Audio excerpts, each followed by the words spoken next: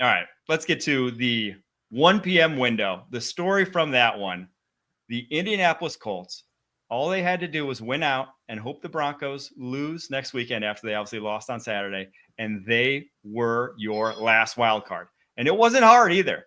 It was this week against the New York Giants, next week against the Tennessee Titans, I believe, and that was that. 2 easy games, 2 of the worst teams in the NFL, and they are your last wild card if the Broncos lose to the Chiefs in Week 18. But they lost and gave up 42 points to the New York Giants. 45 points. I forgot about that late field. 45-33. Giants haven't scored 40-plus points since 2019. They do it in a utterly ridiculous win, and now it's one of those rare opportunities where both fan bases go home pissed because now the Giants are no longer the 1 seed. Which fan base is more upset after this one, Breach? Well, I have to say this has to be the first time in NFL history where both teams just choked away what they needed to do.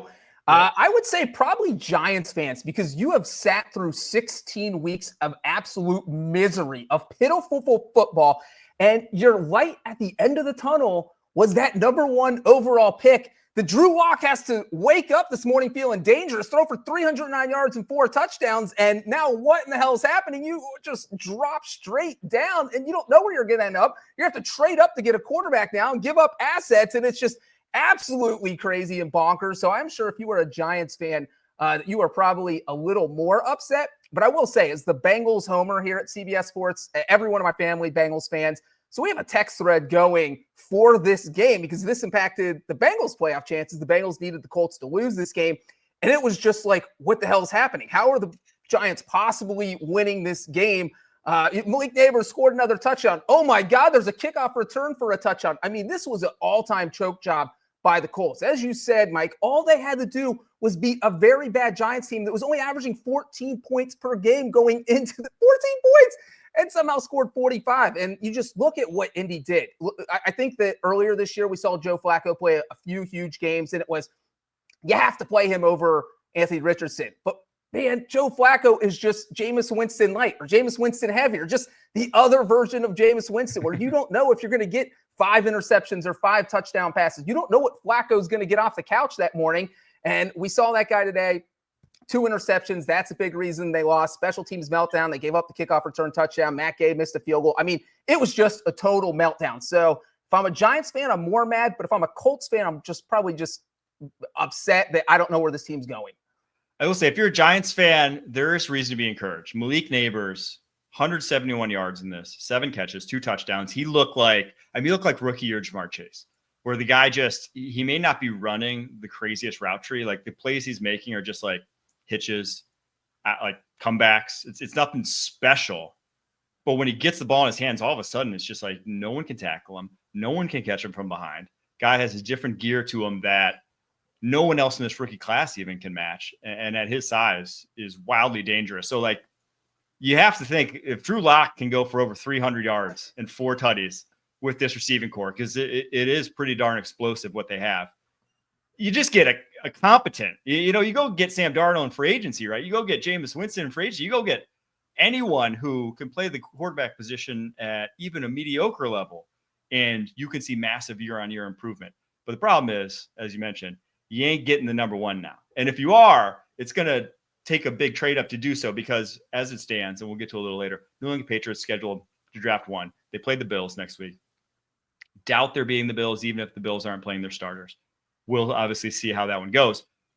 But they're not getting up to number 1 overall without trading at this point. And so remains to be seen if they will want to give up that kind of draft capital. But I do think that if you're a Giants fan, you at least see that you have some pieces there to work with for the future. But if you're a Colts fan, it's like, this was the opportunity to make the playoffs. You've had some lean years there in the Chris Ballard era. It just seems like every time they think they're on the precipice, they just take 1 step forward, 2 steps backwards. And this seemingly was another 2nd step backwards sort of year for the Indianapolis Colts.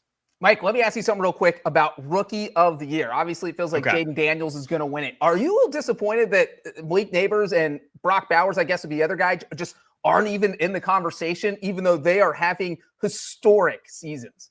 I'm a little upset about Bowers, right? Because he is maybe the best tight end in the NFL. at least as a receiver, not best all around, but the best receiving tight end in the NFL. If you could be the best of your position as a rookie, Jay Dale is very good, not the best. If you can make an argument he's top 5, I could buy that. I probably wouldn't put him quite top 5, but he's definitely not the best. Brock Bowers is the best in the NFL. And it's like, if you're the best of your position, you just don't win it just because another guy's position gets more notoriety. I feel for that guy because he's been freaking awesome all season long. Obviously broke the rookie receiving yardage record today, already had the receptions record, and broke the just rookie receptions record wholesale. Puka Nacua held it. He broke it wholesale in 16 games, not even 17. Didn't need the 17th. He's already done it in what was the old season. So, yeah, I do feel for him. Neighbors is like been awesome.